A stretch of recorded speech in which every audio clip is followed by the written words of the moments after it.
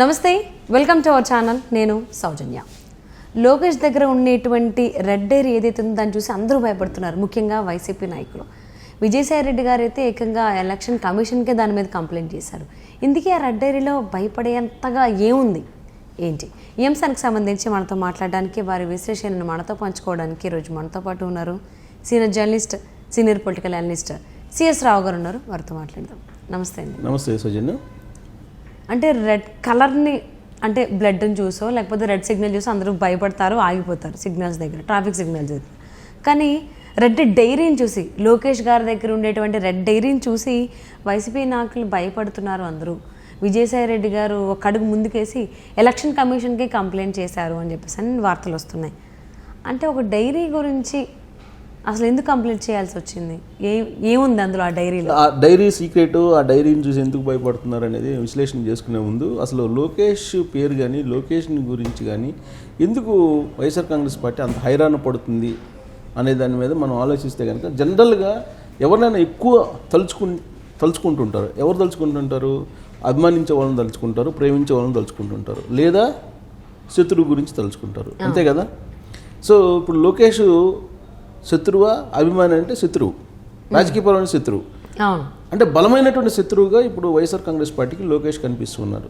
ఒకప్పుడు పప్పు అన్నటువంటి వైఎస్ఆర్ కాంగ్రెస్ పార్టీ నేతలే ఇవాళ లోకేష్ రెడ్ డైరీ అని అంటేనే హైరాణ పడుతున్నారంటే, లోకేష్ గురించి వాళ్ళు ఎంత భయపడుతున్నారు, ఆందోళన చెందుతున్నారు అనేదానికి ఒక సంకేతంగా మనం తీసుకోవచ్చు. ఎందుకు లోకేష్ గురించి అంత ఆందోళన చెందుతున్నారని అంటే, ఇప్పటివరకు చంద్రబాబు నాయుడు చూశారు. దాదాపు 78 నుంచి ఆయన ప్రస్థానం ప్రత్యక్ష రాజకీయాల్లో ప్రస్థానం తెలుగు సమాజానికి తెలిసిందే, తెరిచినటువంటి పుస్తకం ఆయనది. ఆయన గురించి అందరికీ తెలుసు. దాదాపుగా స్టూడెంట్స్ రోజుల్లో అప్పుడు ఉన్నటువంటి పరిస్థితి నుంచి ఇప్పుడు వరకు ఆయన గురించి తెలుసు.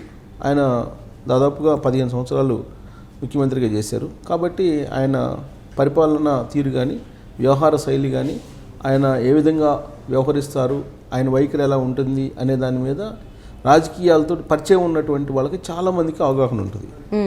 ఏం అవగాహన ఉంటుందంటే, ఆయన మీద చంద్రబాబు నాయుడిని వ్యక్తిగతంగా మనం ఏమైనా దూషించవచ్చు, ఏమైనా అనొచ్చు, మళ్ళీ వెళ్ళినా కానీ భుజం ఎత్తి చేసి మాట్లాడతారు. సో కక్ష సాధింపు చర్య అనేది ఉండదు చంద్రబాబు నాయుడికి అనేది అందరికీ ఒక అభిప్రాయం ఉంది.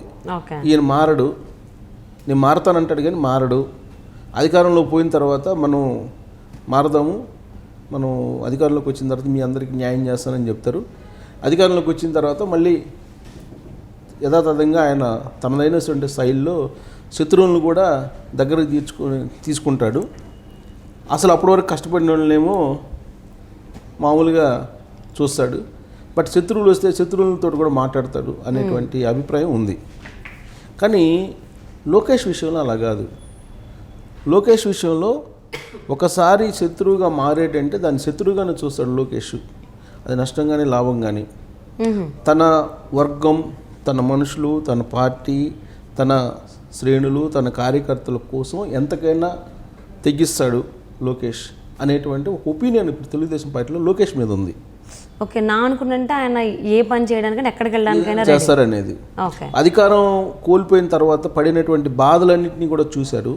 మళ్ళీ అధికారం వస్తే ఇప్పుడు ఎవరైతే చట్టవిరుద్ధంగా వ్యవహరించారో వాళ్ళంతా చూస్తాడు లోకేష్ అనేటువంటి ఒక విశ్వాసం ఉంది ఆయన మీద తెలుగుదేశం పార్టీ క్యాడర్లో. అదే చంద్రబాబు నాయుడు మీద అంత విశ్వాసం ఉండదు. చంద్రబాబు నాయుడు ఇదే చెప్తారు, అధికారం కోల్పోయిన తర్వాత అధికారంలోకి వచ్చిన తర్వాత వాళ్ళంతా చూద్దాం అంటారు. అధికారంలోకి వచ్చిన తర్వాత మళ్ళీ వాళ్ళనే నెత్తిని పెట్టుకుంటారు అనేటువంటి అభిప్రాయం ఆయన మీద ఉంది, ఎవరు అవునన్నా కాదన్నా. సో అందుకే ఆయన మారడు అనేది తెలుగుదేశం పార్టీలో ఎక్కువ మందిలో ఉండేటువంటి అభిప్రాయం. అంటే ఆయన గురించి చెడ్డగా కాదు కానీ కొంచెం మానవీయ కోణం నుంచి ఆలోచిస్తుంటారు, కక్ష సాధింపుకు వెళ్ళరు, రాజకీయ శత్రువులని చూడడు. ఆయన ప్రత్యర్థులుగా చూస్తుంటాడు తప్పితే శత్రువులుగా ఎవరిని చూడడు. తన దగ్గరికి వచ్చి ఏదైనా చేయమంటే శత్రువులు కూడా చేస్తారు అనేది ఆయన మీద ఉన్నటువంటి అభిప్రాయం. సహజంగా అప్పటి వరకు పోరాడినటువంటి వాళ్ళు ఏమనుకుంటారు, మొన్నటిదాకా మనం త్యాగాలు చేసి పోరాడాం కదా, ఎవడెవడో శత్రువు వస్తే ఆయన దగ్గర కూర్చోబెట్టి మాట్లాడుతున్నారు అని వీళ్ళు కొంచెం బాధపడుతుంటారు. కానీ ఆయన మనస్తత్వం ఏంటంటే కక్ష పెంచుకునేటువంటి మనస్తత్వం కాదు. కక్ష, ద్వేషం, లేదంటే శత్రువులుగా భావించాలి ప్రత్యర్థుల్ని అనేటువంటి యాంగిల్లో చూడు. కానీ జగన్మోహన్ రెడ్డి వచ్చిన తర్వాత రాజకీయ శత్రువులు ఉంటారు, ప్రత్యర్థులు ఉండరు అని చెప్పి జగన్మోహన్ రెడ్డి ఫార్ములా. ఓకే, ప్రత్యర్థులుగానే చూడాలి, కానీ శత్రువులుగా చూసి అనేక రకాల ఇబ్బందులు పెట్టారు. 2019 నుంచి ఇప్పటి వరకు పెడుతూనే ఉన్నారు. తెలుగుదేశం పార్టీకి సంబంధించి చంద్రబాబు నాయుడు కూడా లోపల పెట్టారు, అవును, జైల్లో పంపించారు కదా. అవునవును. సో ఇవన్నీ చూసిన తర్వాత రాజకీయ శత్రువుగానే వైఎస్ఆర్ కాంగ్రెస్ పార్టీని చూస్తున్నాడు లోకేష్. సో అధికారంలోకి వచ్చిన తర్వాత శత్రువుని ఏ విధంగా కొట్టాలి అనేది కూడా లోకేష్కి తెలుసు. ఓకే, సో అందుకే ఆయన యువగలం ప్రారంభించినటువంటి సందర్భంగా ఒక రెడ్ డైరీ పెట్టుకొని దాంట్లో ఎవరెవరు చట్టవిరుద్ధంగా వ్యవహరిస్తున్నారు పోలీసులు, వైఎస్ఆర్ కాంగ్రెస్ పార్టీకి సంబంధించినటువంటి వాళ్ళ మాటలు విని చట్టానికి విరుద్ధంగా ఎవరెవరు ఇబ్బంది పెడుతున్నారు తెలుగుదేశం పార్టీ వాళ్ళని, ఎవరెవరు తెలుగుదేశం పార్టీ వాళ్ళ మీద చట్టవిరుద్ధంగా దాడులు చేస్తున్నారు, దౌర్జన్యాలు చేస్తున్నారు అనే దాన్ని గుర్తించి ఆయన మొత్తం యువగలం పాదయాత్రలో డైరీ రాసుకోవడం జరిగింది. వాళ్ళ పేర్లు, పోలీస్ వర్గాల పేర్లు కానీ లేదా లీడర్ల పేర్లు కానీ వైఎస్ఆర్ కాంగ్రెస్ పార్టీ వాళ్ళ పేర్లు రాసుకున్నారు. ఓకే, పోలీస్ శాఖకు సంబంధించిన వాళ్ళు, అలాగే నాయకులు. అంతే, నాయకులు ఏం చేస్తారు, పోలీసులు అడ్డుపెట్టుకోగా చేసేది. ఇప్పుడు జగన్మోహన్ రెడ్డి చేస్తున్నాడంటే జగన్మోహన్ రెడ్డి కాదు కదా, జగన్మోహన్ రెడ్డి ఇండివిజువల్గా వస్తే ఇండివిజువల్గా చూసుకుంటారు, కానీ ఒక వ్యవస్థని ఉపయోగించుకొని దాడులు చేస్తున్నారు అనేది కదా తెలుగుదేశం పార్టీ చెప్తోంది. కాబట్టి అవన్నీ మొత్తం యువకులలో రాసుకున్నారు. వాళ్ళలో ప్రధానంగా ఎవరి పేర్లు ఉంటాయి, ఏపీసీఐడి అధికారుల పేర్లు ఉంటాయి.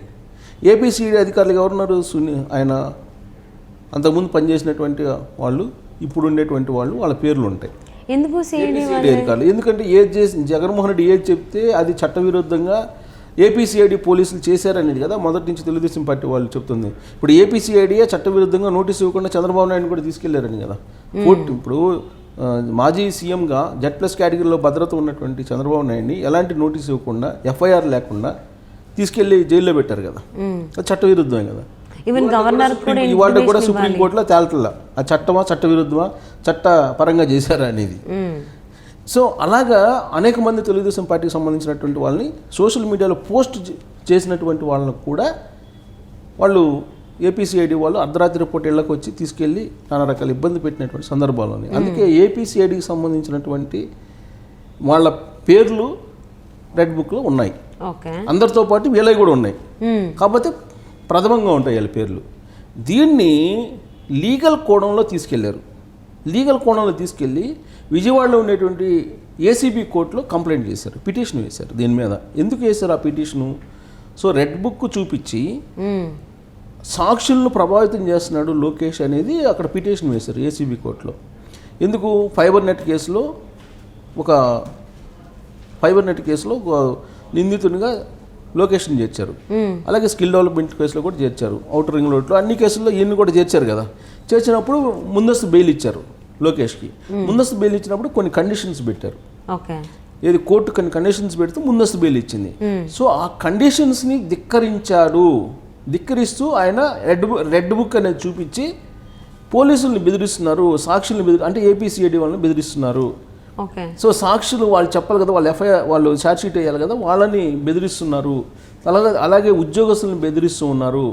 సో సాక్షుల్ని ప్రభావితం చేస్తున్నారని ఒక పిటిషన్ వేశారు విజయవాడ ఏసీబీ కోర్టులో. విజయవాడ ఏసీబీ కోర్టు ఆ పిటిషన్ స్వీకరించి విచారించి లోకేష్కి నోటీసులు పంపించారు. నోటీసులు పంపిస్తే నోటీసు నాకు అందలేదని చెప్పి ఏసీబీ కోర్టుకి తెలియజేయడం జరిగింది లోకేష్ తరపు అడ్వకేట్. దాంతో మేమే పంపిస్తామని చెప్పి ఏసీబీ కోర్టు చెప్పింది, మేము పంపిస్తామని చెప్పి వాయిదా వేసింది. సో ఆ కేసు అలా నడుస్తున్నటువంటి సందర్భంలో విజయసాయి రెడ్డి ఈ ఎలక్షన్ కమిషన్ ఆంధ్రప్రదేశ్కి వచ్చినప్పుడు ఆంధ్రప్రదేశ్లో పర్యటిస్తూ దొంగ ఓట్ల వ్యవహారం మీద కంప్లైంట్ చేస్తున్నటువంటి క్రమంలో జనసేన అలాగే తెలుగుదేశం పార్టీ ఈయన కూడా విజయసాయి రెడ్డి కూడా ఎలక్షన్ కమిషన్ని కలిశారు. ఎలక్షన్ కమిషన్ కలిసి ఆయన చేసినటువంటి కంప్లైంట్ ఏంటి అని అంటే, తెలంగాణ ఆంధ్రప్రదేశ్లో 2 చోట్ల ఒకేసారి ఎన్నికలు జరగాలి, వేరువేరుగా జరుగుతున్నాయి కాబట్టి అక్కడుండే వాళ్ళు కూడా ఇక్కడ ఉన్నారు, సో డబుల్ ఎంట్రీస్ ఉన్నాయి అనేటువంటి ఒక కంప్లైంట్ చేసి సాక్షులను ఇలాంటి వాళ్ళు బెదిరిస్తున్నారు, దొంగ ఓట్లు చేరుస్తున్నారు, బెదిరిస్తున్నారు అధికారులని అని చెప్పి ఈ రెడ్ బుక్ వ్యవహారాన్ని తీసి రెడ్ బుక్ అనేది ఒకటి పెట్టి, ఆ రెడ్ బుక్లో మేము అధికారం రాగానే మేము మీ అంతు చూస్తాము, చట్టపరంగా మేము చర్యలు తీసుకుంటామని చెప్పి హెచ్చరిస్తూ ఉన్నాడు లోకేష్. కాబట్టి లోకేష్ మీద చర్యలు తీసుకోండి అని చెప్పి ఆయన ఎలక్షన్ కమిషన్కి కంప్లైంట్ చేశారు. సో ఏ యాంగిల్ నుంచి ఏ యాంగిల్ తీసుకెళ్లారో చూడండి వైఎస్ఆర్ కాంగ్రెస్ పార్టీ. అంటే లోకేష్ అంటే ఎంత వైఎస్ఆర్ కాంగ్రెస్ పార్టీ భయపడుతుంది అంటే అంటే ఒక బుక్ని చూసి భయపడాల్సినటువంటి అక్కడ ఏముంది? అక్కడ బుక్ కాదు కదా, యోగలంలో ఆయన తిరుపతి నుంచి విశాఖపట్నం వరకు చేశారు. ఆ మొత్తం ప్రయాణంలో 3000 పైచిలుకు కిలోమీటర్లు ప్రయాణం చేసిన సందర్భంగా ఎక్కడెక్కడ కానిస్టేబుల్స్ దగ్గర నుంచి ఎస్పీ దాకా ఎవరెవరు చట్టవిరుద్ధంగా తెలుగుదేశం పార్టీ వాళ్ళని ఇబ్బంది పెట్టారనేది మొత్తం లిస్ట్ అవుట్ చేశారు. లిస్ట్ అవుట్ చేసి వాళ్ళ పేర్లన్నీ ఉన్నాయి కదా, రేపు అధికారంలోకి వచ్చిన తర్వాత వీళ్ళ మీద చట్టపరమైన చర్యలు తీసుకునే అవకాశం ఉంది. సో అందుకని ఉద్యోగస్తుల్ని, అదే ఈ పోలీసుల్ని లేదంటే ఉద్యోగస్తుల్ని ఈయన భయపెడుతున్నాడు, భయపెట్టి తన దొంగోట్లు చేర్చుకుంటున్నాడు. రివర్స్లో ఎలక్షన్ కమిషన్ కంప్లైంట్ చేయడం జరిగింది విజయసాయి రెడ్డి. అంటే ఇప్పుడు వైసీపీ ప్రభుత్వం ఎలా అయితే అధికారుల్ని లొంగ తీసుకుని పనులు చేయించుకుంటుందో, బెదిరిస్తుందో, సో అలాగే ఇన్ కేస్ నెక్స్ట్ టీడీపీ ప్రభుత్వం వస్తే అదే పని చేస్తుంది అనేటువంటి ఆలోచనలో వాళ్ళు ఉన్నారు అనుకో. అదే పని చేయడంతో పాటు ఇప్పుడు ఎవరైతే తెలుగుదేశం పార్టీకి వ్యతిరేకంగా చేశారో వైఎస్ఆర్ కాంగ్రెస్ పార్టీ కార్యకర్తలకు వ్యవహరిస్తున్నారో వాళ్ళ మీద చర్యలు తీసుకుంటామని చెప్పాడు. చర్యలు తీసుకుంటాము, ఈ రెడ్ బుక్లో పేర్లు ఉన్నాయి, అందరి పేర్లు ఉన్నాయి, ఈ రెడ్ బుక్లో అందరి పేర్లు ఉన్నాయి, ఈ పేర్లను బేస్ చేసుకొని మేము చర్యలు తీసుకుంటాం అని చెప్పారు. దాన్ని ఇప్పుడు ఎలక్షన్ కంప్లైంట్ చేసి ఇలా భయపెడుతున్నారు అని చెప్పి ఒకవైపు కోర్టు, ఇంకొక వైపు ఎలక్షన్ కమిషన్ కంప్లైంట్ చేసి వైఎస్ఆర్ కాంగ్రెస్ పార్టీ ఒక సీన్ క్రియేట్ చేసింది. ఆ సీన్ ఎందుకు క్రియేట్ చేసిందంటే నిజంగానే అధికారంలోకి వస్తే లోకేష్ ఆ పని చేస్తాడనేటువంటి ఒక ఆందోళన వైఎస్ఆర్ కాంగ్రెస్ పార్టీలో ఉంది. చంద్రబాబు నాయుడు విషయంలో అయితే అంత ఆందోళన చెందదు. అదే, సో ఒక బుక్ని చూసి అంటే కేవలం పేర్లే ఉన్నాయి, అందులో ఇంకేమీ లేవు, దాన్ని చూసే వైసీపీ వాళ్ళు భయపడుతున్నారు. విజయసాయి రెడ్డి గారు ఎలక్షన్ కమిషన్ దాకా తీసుకెళ్ళి అక్కడ కంప్లైంట్ చేయడం, ఏసీబీ కోర్టులో కంప్లైంట్ చేయడం అనేది నిజంగా ఒక్కొక్కసారి చూస్తుంటే ఒకవైపుగా ఆలోచిస్తే హాస్యాస్పదంగా అనిపిస్తుంది. ఎందుకు చేస్తున్నారు ఒక డైరీలో పేర్లను చూసి అని. సో ఇంకా ఈ రెడ్ ఏరియా అని చెప్పి ఇంకెక్కడ దాకా తీసుకెళ్తారు అనేది వేచి చూద్దామండి. Thank you so much for spending your valuable time with us, CS Rao గారు. Thank you.